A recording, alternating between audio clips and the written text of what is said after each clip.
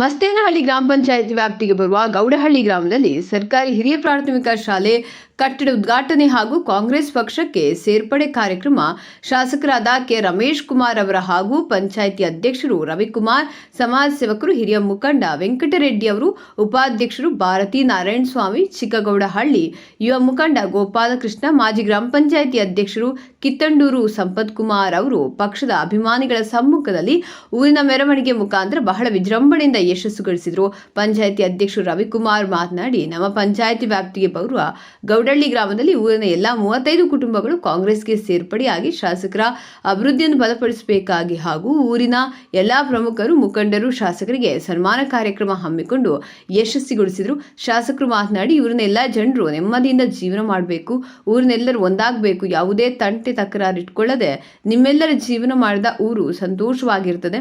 ಈ ಗ್ರಾಮದ ತಿಮ್ಮಾರೆಡ್ಡಿ, ಸಿದ್ದಪ್ಪ, ಶಿವಪುರ ಗ್ರಾಮಸ್ಥರು, ಜೆವಿ ಕಾಲೋನಿ, ಗೌಡಹಳ್ಳಿ, ವೆಂಕಟರೆಡ್ಡಿ, ಚಂದ್ರಪ್ಪ, ಮುನಿಯಪ್ಪ ಹೆಚ್ಚಿನ ರೀತಿಯಲ್ಲಿ ಈ ಭಾಗದಲ್ಲಿ ಸಹಕಾರ ನೀಡಿದರು. ಪ್ರತಿ ಗ್ರಾಮಗಳಲ್ಲೂ ಎಲ್ಲಾ ಸಮುದಾಯದವರು ನೆಮ್ಮದಿ ಜೀವನ ಮಾಡಿದಾಗ ನಮಗೆಲ್ಲ ಸಾರ್ಥಕ ಜೀವನ ಸಿಗ್ತದೆ ಎಂಬುದಾಗಿ ಸಲಹೆ ನೀಡಿದರು.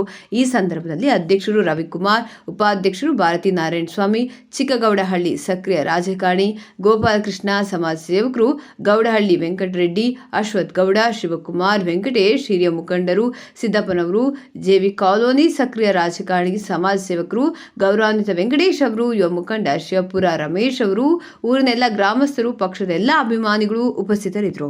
ತಗೊಂಡು ಹೋಗ್ಬೇಕಾದ್ರೆ ಒಂದು ಧೈರ್ಯ ಇರಬೇಕು.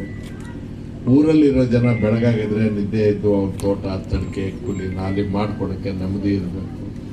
ಇಲ್ಲೇ ಹೋದ್ರೆ ಗುಂಪುಗಳಾಗಿ ಗಲಾಟೆಗಳು ಮಾಡ್ಕೊಂಡು ಅವ್ರು ಬರ್ತಾರಂದ್ರೆ ಅವ್ರನ್ನ ಕರ್ಕೊಂಬರಕ್ಕೆ ಒಂದು 10 ಜನ, ಇವ್ರು ಕರ್ಕೊಂಬರಕ್ಕೆ 10 ಜನ, ಮಧ್ಯೆ ಯಾವನು ಹೇಳೋದು ಅವರು ದೊಣ್ಣೆಗಳು ಇವರು ದೊಣ್ಣೆಗಳು, ಯಾರು ಚೆನ್ನಾಗಾಗ್ತದೆ.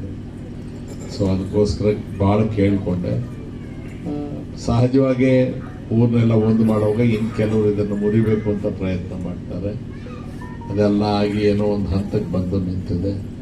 ನನಗೆ ತಿಮ್ಮಿರೆಡ್ಡಿ, ರಾಮಚಂದ್ರಪ್ಪ, ನಮ್ಮ ಹಳೆ ಸ್ನೇಹಿತರುಗಳೆಲ್ಲ ಯಾರಿದ್ದಾರೆ, ಸಿದ್ದಪ್ಪ, ಇವರೆಲ್ಲ ಬಹಳವಾಗಿ ನನಗೆ ಸಹಕರಿಸಿದ್ದಾರೆ.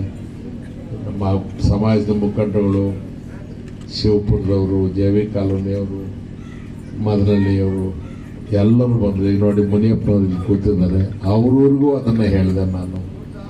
ಈಗ